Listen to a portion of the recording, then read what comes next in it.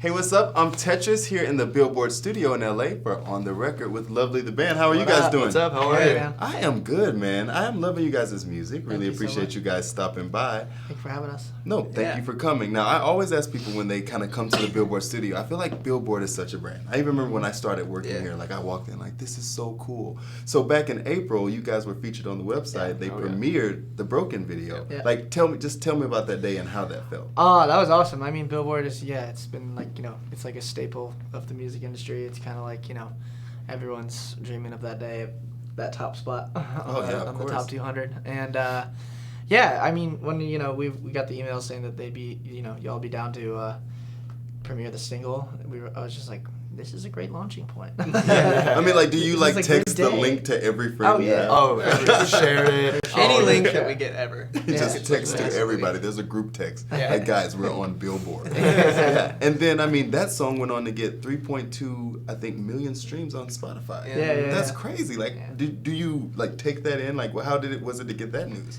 Yeah, it's crazy. I mean, and, especially, it came out in April, and it's, now September. It's been growing, and watching the growth and, people connect to it, it's been, it's been wild. It kind of seems like overnight that things are just kind of starting to snowball, and it's really nice. But I'm sure you say overnight, but I feel like a lot of times with artists, like, it seems overnight to most people, but then you've probably been working forever as a band. Yeah. Like, how long have you guys been, like, working together as a group? Well, as a group, it's pretty new, to be honest. Like, fully as a group, we've kind of formed like 6 months ago, but I mean, we've all been playing we've all been playing since we were kids. Yeah, see, and it's hard work that eventually pays off. So Right. not overnight. Yeah, exactly. And then with, you said connection to how it connects to people. I noticed in the video, you guys decided to use 2 female leads. What was the decision behind that? Yeah, so that was the lyric video we did, and it just, I don't know, it was just a twist. Like, just a couple friends of mine, and I was like, this seems interesting. Let's try this take on things. You know what I mean? And just watching them be them. And it seemed very natural. Yeah, and then we just actually released the official music video, and that one we kind of took a different approach. It was kind of like me walking through this party that I didn't want to be at, but I kept like seeing this girl that I had my eye on, and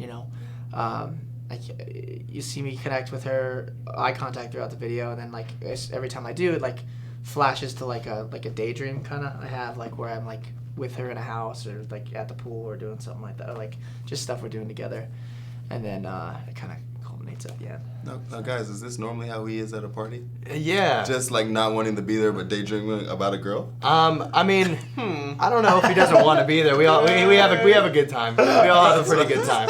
I was like, he spoke from the heart, so I was like, man, this guy hates parties. He just wants I to don't. find the love of his No, life. I don't hate parties. That's not Mitchie Collins. I definitely don't hate parties.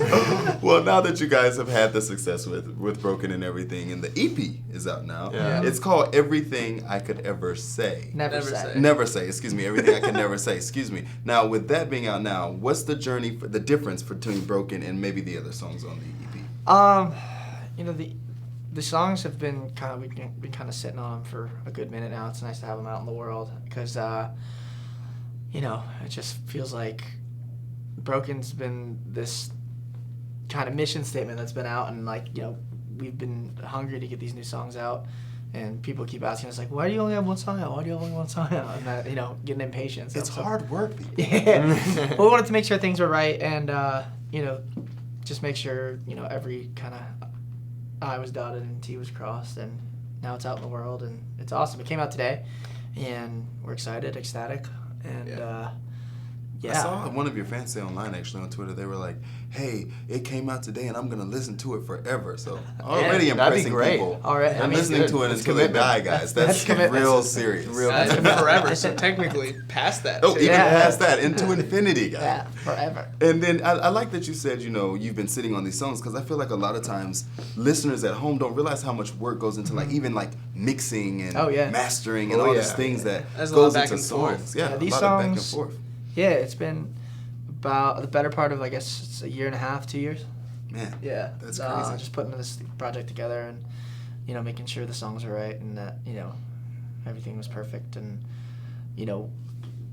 at a place where we wanted people to hear them and we were proud of, and Yeah. Oh, I'm glad you guys can be proud of it. Yeah. Now, speaking of the songs you guys played for us, Coachella. Okay, I love Coachella. I'm kind of a Coachella head.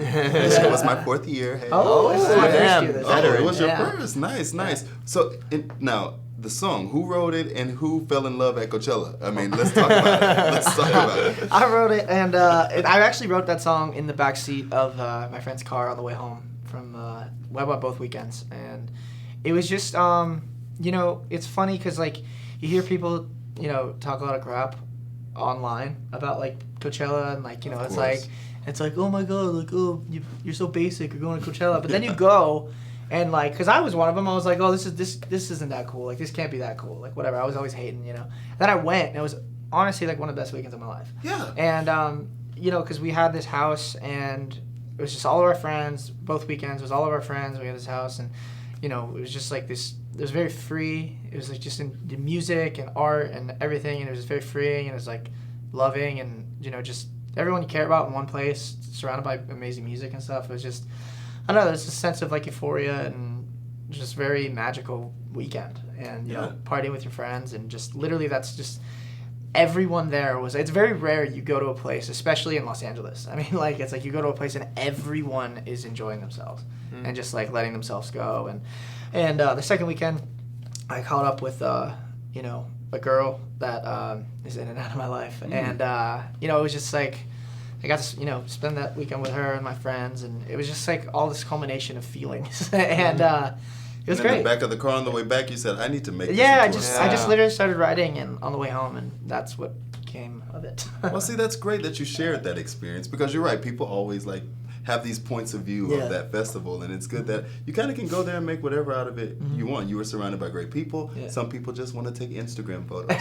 So it's different. All for about everybody. the content. But I'm glad that you had a beautiful experience out of it. Now that you guys said you guys are new-ish with being together. How is it on stage? Have you guys had a chance to really hone in that chemistry yet? Yeah, I mean, I think it comes down to we're friends. We're really good friends. So. When it comes to the first show, the second show, even though we haven't, been on stage together, we hang out and we enjoy each other. So, we all have a blast on stage, and, it's a really, really fun time. Yeah, it's just like hanging out, but just on a stage. Yeah, hanging in front of people. But on a stage in front of a lot of other people. Yeah, exactly. That may have their phones pointed at us. Right. But, it's just like hanging out. Yeah, it's like a regular day. Like hanging out. Yeah. I like that. Yeah. Now, Nylon said you guys were at the forefront of the alt-pop scene. How do you feel about that label, alt pop? I just was very interested. I think, you know what, people give a bad rap when they're like, oh, this is poppy, or like it's like, oh, this is pop, or like alt pop, or whatever it is, pop, short for popular. That just means people like it. Yeah, and, and who doesn't want to be like I like hooks, and I mean, like, I like writing hooks, I like writing things people can sing and relate to, and, I don't think there's anything wrong with that. I embrace it. Hey, embrace the alt pop. Yeah. Or the alt left, or Hey, you see what I did there? Now, can you guys just really briefly? I would like to know who's somebody that really inspires you personally. Each one of you, like as an artist. Oh man. Oh, sorry. It's on you. Sorry, I didn't know. Musically speaking, I'm gonna have to circle back. Someone else go. I mean, I gotta say Michael. Nice. I mean, every album he put out, everything he did, it was so, changing to the industry and the music scene that I can't not say him. Yeah. Someone that inspires me. I mean, musically, definitely Bon Iver, but on top of that, like just kind of in a existing sense, my mom. Nice. And she raised me and my sisters.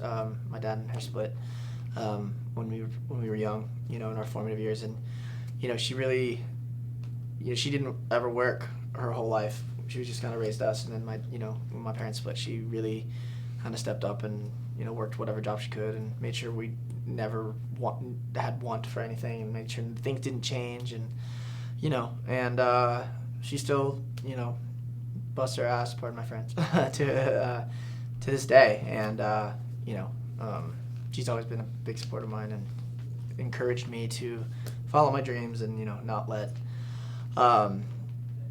anything else get in my way. That's really, really beautiful, man. Yeah. Thanks for sharing that. Now that you wanted to have me circled around back too, you have to follow up that answer now. Damn. So, Yeah, spotlight on you. It's just like changed so much growing up. I started listening to like, my dad used to play Sting in the car to like get me to shut up when I was crying a lot. So I guess Sting, but like I became a huge Switchfoot fan at like an early age, and so they've just kind of remained a constant there, even if they weren't super at the forefront of what's inspiring me. Because like everything that comes out that's new somewhat inspires me, and I think that speaks for a bunch of people. I know for sure, like, I found out about Bon Iver after he played the Hollywood Bowl, but now, like, I love Bon Iver. That's been an inspiration lately, too. It's just, like, it's always changing. Cool. Well, that's really dope, man. Yeah. I mean, Sting is a good one. I will say, Yeah. I didn't think I was a huge Sting fan, but I saw him at a music festival, and I think No, I you're just a big stood there Sting fan. staring at him. Yeah, you're a big That Sting. is Sting. Yeah. Man, this is crazy. Yeah. Well, thank you guys for stopping by and speaking with you. us. Yeah, We really man. appreciate it. Everybody out there, go out and download their new EP, Everything I Never Said. I could never. I could say. I could never say. I'm gonna get it right. How about you guys toss it? Download our EP, stream it, Love share it with your friends. Everything buy I it. could never say. Group text it. Group text. Thank you guys. Thank you for having Yeah, us. thank you.